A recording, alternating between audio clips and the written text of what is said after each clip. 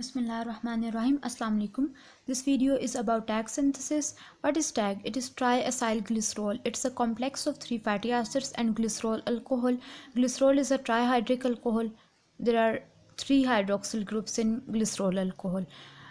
Before going into detail of tag synthesis, मैं आपको fatty acids का एक overview देती हूँ. फैटी एसिड्स हमारी बॉडी में दो फॉर्म में, either in the free form, either in the form of esterified complexes. Free fatty acids, these are break down products of lipolysis. And the second form is fatty acyl esters, which is tag, triacylglycerol. This is the storage form of fatty acids. जो free fatty acids हैं, these are the breakdown products of lipolysis. They can enter ketogenesis in liver, or they can be oxidized by beta oxidation in liver and muscles for energy production. These free fatty acids move in plasma in association with the carrier protein, which is albumin, free fatty acid albumin complex. These free fatty acids can be activated by enzyme fatty acyl CoA synthetase to their active form, which is fatty acyl CoA. This enzyme fatty acyl CoA synthetase, it is also called thiokinase. ये enzyme कहाँ पे present है? This enzyme is present in multiple organelles, like in outer mitochondrial membrane, in peroxisomes, in endoplasmic reticulum. So there are different sites where free fatty acids can be converted into their active state, which is fatty acyl CoA. अब हम बात कर लेते हैं tag synthesis की.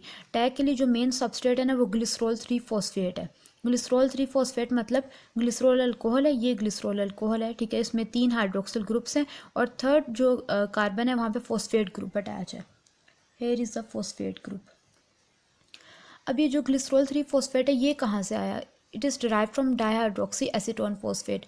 Dihydroxyacetone phosphate is an intermediate of glycolysis. ठीक है, glycolysis का एक इंटरमीडिएट है. It is interconvertible into glycerol 3 phosphate.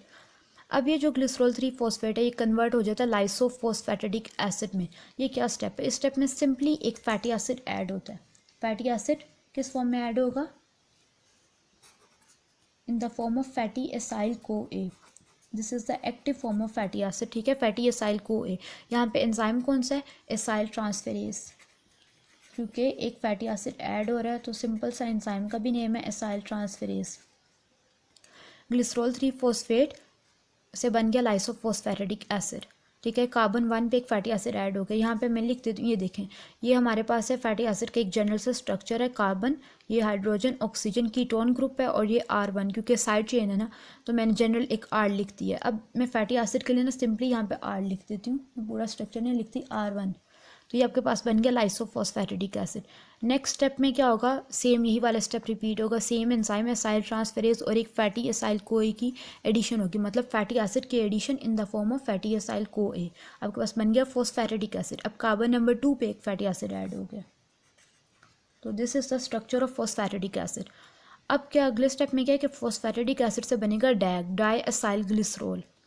डाईएसाइल glycerol किस तरह बनेगा? ये जो फॉस्फेट ग्रुप है ना कार्बन नंबर 3 पे, इसकी रिमूवल होगी. एंजाइम होगा फॉस्फेटेस, क्योंकि जहाँ पे भी फॉस्फेट ग्रुप रिमूव होता है तो एंजाइम होता है फॉस्फेटेस, और जहाँ पे ऐड होता है वहाँ पे एंजाइम होता है काइनेस या फिर फॉस्फोराइलेज.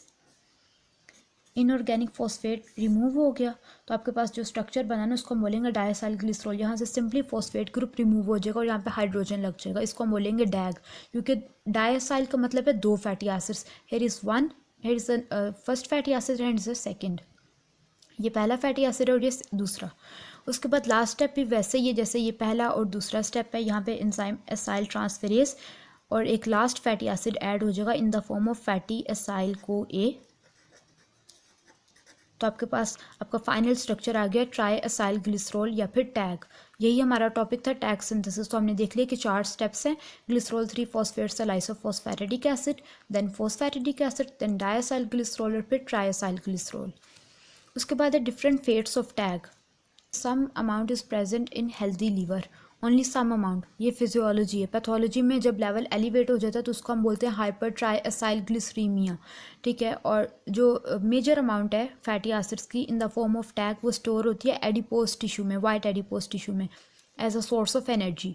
और जो सम अमाउंट टैग की वो कॉम्प्लेक्स बना लेती है एपोलाइपोप्रोटीन्स के साथ, तो आपके पास बन जाती हैं lipoproteins. There are different lipoproteins like HDL, LDL, IDL and VLDL.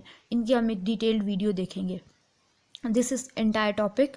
If you have any problem तो आप वीडियो दोबारा देख लें या फिर कमेंट्स में पूछ लें. अल्लाह हाफिज़.